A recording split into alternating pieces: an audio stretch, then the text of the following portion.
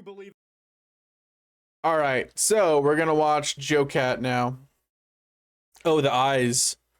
That like threw me for a second. So if you guys don't know who Joe Cat is, Joe Crap. Oh my god. I originally knew him as a. Ooh. Did stream freeze? No. Okay, my OBS froze. That was weird. Is stream good? Are you guys good? I think we're good. So yeah, Joe Cat, I originally knew him as a Monster Hunter, YouTube content creator. But and then he started playing 14. He puts out these crap guides to Final Fantasy. And I don't remember what the last one was, but I think it was Healer, maybe. I'm not entirely sure. But this one is Magic DPS. So it's a funny thing. Let's see what he's got this time though. Even magic, wearing a massive hat, it's a difficult skill and time-consuming at that, and it's magic, the explodious kind. The best roll to make your party go fully blind. I'll tell you about the magic if you insist I must, but if I No, if you want to make your party go fully blind, you play White Mage and you holy spam. stand in AoEs, then healers got to adjust. Healers, why didn't you adjust? Welcome to a crap guide to Final Fantasy.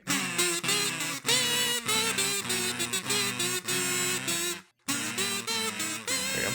You need to play Black Mage. You need to stand on the very edge. Job is the magical range of ley DPS, lines. or just magic for short. Look at the hat, nothing up my sleeves. You are the Elaborate. most important person in the party because when the going gets tough, a big hat is required. And the amount of damage you do is proportionally connected to the size of your brim. Where the melee is sniffing up the boss's farts and the ranged are shouting yo mama jokes while making love to the arena's boundaries, you are the healthy middle, standing your ground till you go down to Pound Town when you found the sound that makes the bad guys frown. You don't do as much damage on average as the melees. He's getting like a lot of that music going. Had to trade it off for the utility of being able to attack at a On range this from one. anywhere in the arena, with one major difference from your physical range cousin, the cast bar. That little lightish red loading beam that you see just about every other main story quest when you have to search a suspicious bush or scout out for the next place. So I've played Summoner and I've played Red Mage. I haven't gotten them to. I've gotten Summoner to 90, but I haven't, and I've played Red Mage to 80, but I haven't played Black Mage since Stormblood. So I don't know how Black Mage plays really right now. Besides how it's always played: stand in ley lines, cast fire until you're out of MP. Thancred will find yet another new color of depression. Most of your skills require you to stand perfectly still in order to have your big numbers to go off, and if you so much as special edition Han Solo your neck to get a better angle at your hot naked tank, your skill stops and everybody sees how you are no longer looking respectfully. Luckily, every single casting job usually has a lewd calendar's worth of tools to circumvent you having to staple your feet. Basically 80% of the rotation. Every other spell is instant. Weak instant cast spell for win on the move. Next spell is instant. All casters. I've never actually seen Swift cast up close. I didn't realize like how it actually looked before. Next 3 spells are instant. Weak insta-cast spell for when on the move. To the floor, which does mean in order to up your mobility without losing out on DPS, you'll need to learn the right sequence of buttons to press like you're playing a 7-dimensional accordion. That said, there's Do you still have to maintain a Nokian on Black one Mage? universal trick to upping your mobility no matter the job, and that's the maneuver known as the slide casting.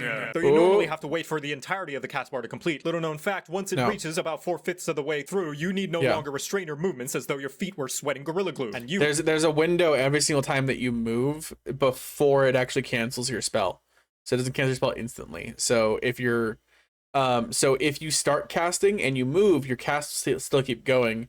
So that it's not that if you have most of the cast done that it works. It's more so that it takes a second for the game to register that you started moving against the cast bar, which effectively works both ways. Okay, so you don't have Endwalker, you don't Enochian anymore. who can afford a small amount of movement without losing possible uptime. Cool tip, this applies not only to the magic DPS, but any skill for any job that has a cast bar. So you can even be a slicing samurai. That's what I was talking about. The magic limit break, similar to the ranged DPS, is an AoE that deals less base damage than the melees, but can hit multiple targets. In this case, a massive circle instead. And now you can make fun of the boss for not moving out of the obviously telegraphed danger puddle for a change. Boy, do I love throwing stones out of my glass house. The family of magic is made up of 3 siblings. Okay, that's a lie, it's actually 4, but the smallest one kind of went a weird career path, and they're not often invited to the New Year's parties. The Black Mage is a fantastic job if you're I like that description of Blue Mage. fan of Cookie Clicker, because you're pressing the same button over and over again ad nauseum to see big number go during rotation. So yes, I was right. Black Mage is stand in ley lines, cast fire until you're out of MP. You start out headbanging explosions at the bad guy like a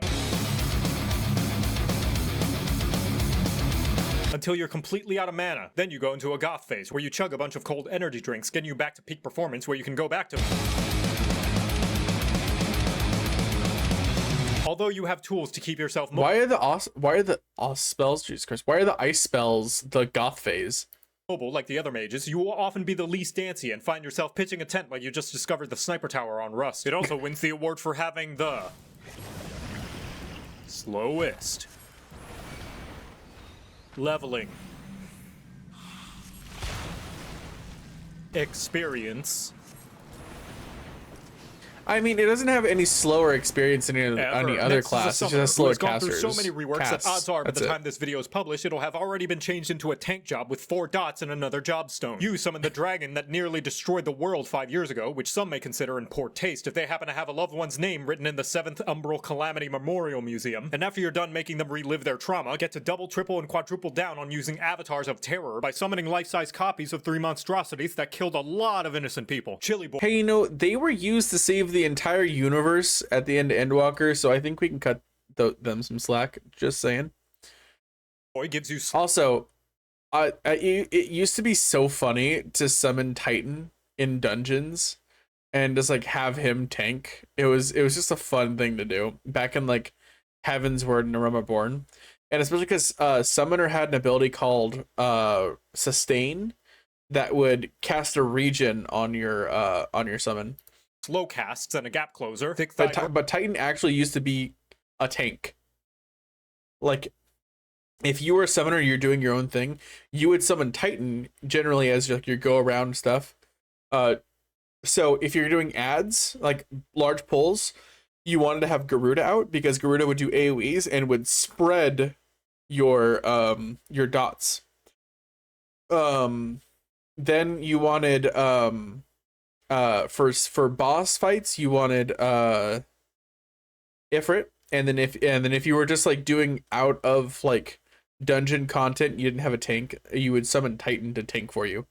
Bird Woman drops a mildly uncomfortable breeze, and she, as well as Chicken Nugget, turns you into a physical range DPS, where you no longer have to worry about the cast bar anymore. Suck it, Black Mage. After you're finished offending the local countryside, you bring out a big Firebird that'll restore the party's health. Hey, if you're gonna make range DPS obsolete, might as well do the same for healer. Yeah, Phoenix hasn't existed the entire time I played Summoner, so I haven't actually fucked with... Even though I have Summoner at 90, I leveled Scholar to get there, so I don't know how Summoner plays at all. There's 2, right? Lastly, the Red Mage, the most fashionable job. You steal gimmicks from everybody else like you're a YouTuber wanting to make more than minimum wage. You've got a heal like a White Mage, but a little bit less thick. You've got explosions like a Black Mage, but a little bit less...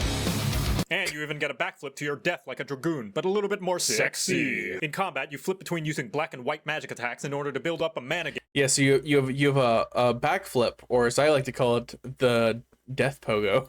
To spend slashing because Lord knows you're gonna jump off the fucking arena. Sword with a whole lot of sexual tension. Maybe lifting the enemy's chin with the tip of it, saying some threatening innuendo while you're at it. What Finished makes you special, already? aside from the sick drip and stylish moves, is that after each spell you hardcast with a cast bar, any spell that follows is instant, meaning you only have to sit still about half of the time. Suck it, Black Mage. This also means you're even more efficient at raising down allies than the healer, since you have essentially infinite swift casts, and the only thing holding you back is the fact that rezzing the whole party will suck you dry like you're an anime boy with no eyes. Red Mage's limit break is also special in that it... Take that! Jesus fucking Christ. Oh my god, suck you dry like an anime. Oh. And now you know how to... Yeah, I didn't forget. I was just hoping that you had. Playing Blue Mage is only a portion of the Blue Mage. Blue Mage just got an upgrade, okay? Experience. The rest of it is starting sentences involving the job with the words "what about." Yes, though it may be classified in the magical range DPS category, Blue is unique in the fact that 1 to Blue. They need to add an extra category instead of magical range DPS. They need to have an extra category that says like other and have Blue Mage there. Blue Mage is to suffer. And 2, it is considered a limited job, so it has to sit in the corner all by or itself limited, while the rest of the kids on the playground actually get to hang out. You are unable to play Blue Mage with the other jobs in most level synced and current content, especially high-end stuff like Savage Raids and ERP. Why is this? Because oh my god, the fucking ERP. Charge of designing and balancing the elaborate and complex boss fights at Square Enix would probably be under suicide watch. The Blue Mage's unique power is that it can learn a ton of skills, spells, and abilities from the various enemies and bosses in the game, including but not limited to... There's Ultra Vibration and Rose of Destruction and Sticky Tongue Snore Mustard Bomb, Abyssal Transfixion, Quasar Malediction of Water and Fire and Gone, Peculiar, Light Feather, Rain and Shock Strike, Song of Torment and Basic Instinct, Flying Frenzy and Loom, Acorn Bomb, Sonic Boom, Flying Sardine, J-Kid, Final Sting, Triple Trident and White Wind and Level 5 Petra 5000 needles kinda sucks.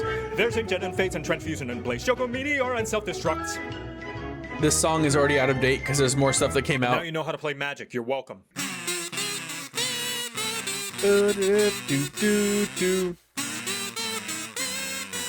So like I said, he came from Monster Hunter. This outfit, which is his like main Joe-Cat outfit, is a Monster Hunter outfit section. It's the Kieran pants. I don't remember what this chest piece was. And then you had to get this headpiece by doing capturing specific like worm creatures. But that's where he came from, was Monster Hunter. Also, my my shit's almost ready. At this point. Yeah, that's how you play ranged DPS. Does anyone have any questions? No? Good. Because I don't have the answers.